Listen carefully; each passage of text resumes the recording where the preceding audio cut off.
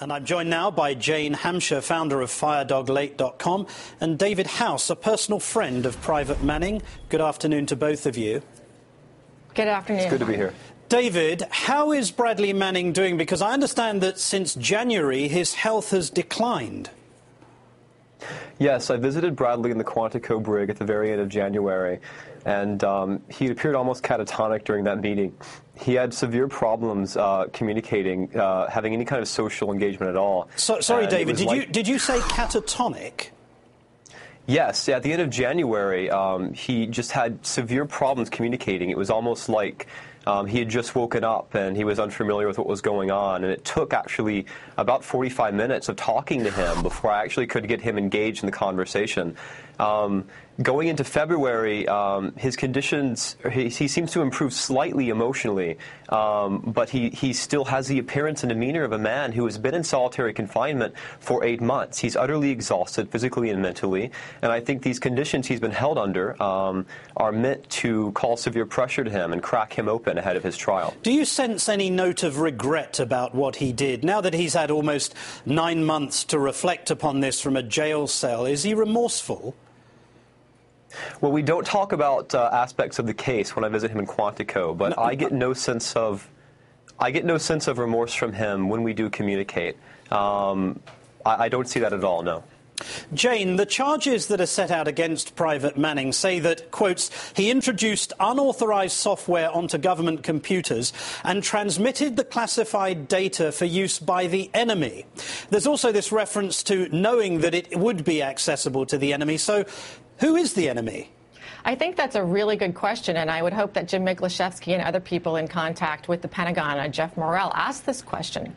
Because if the enemy is al-Qaeda, and what they're saying is that he transmitted something with the intention it would be put on the internet, and then al-Qaeda saw it, then what is that any different than what the New York Times or any other organization does when they put information on the internet?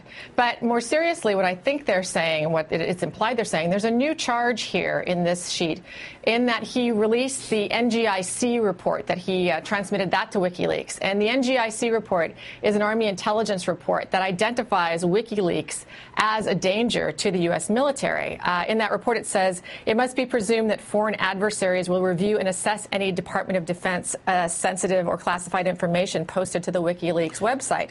So it looks like what they're saying is that WikiLeaks is, in fact, the enemy, and that Bradley Manning leaked a document to WikiLeaks identifying them as a threat to U.S. forces. So is Julian Assange the enemy, then? If we're going to personify the enemy, obviously it's not a computer website, is it Julian Assange? That would be a good thing to know, because I think it would be news, and Jeff Morrell should say so, if what they're doing is charging Bradley Manning with leaking information to Julian Assange, the enemy. WikiLeaks has fired back with a response on Twitter saying it was a vindictive attack on Manning for exercising his right to silence. But can you understand the irony of such a statement? Here's an individual who wants the world to know about 250,000 secrets, but then doesn't want to say a word himself.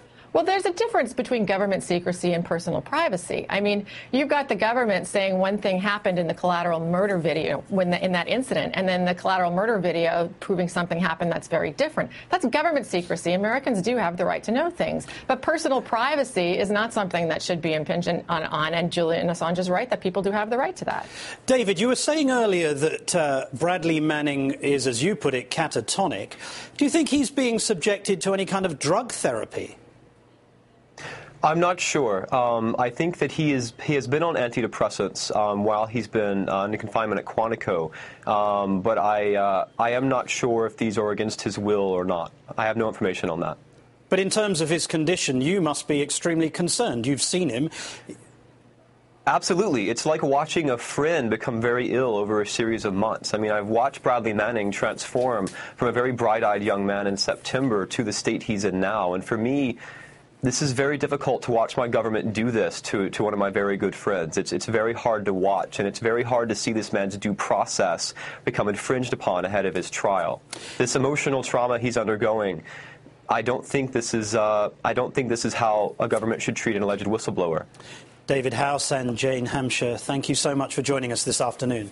Thank you. Thanks, Martin.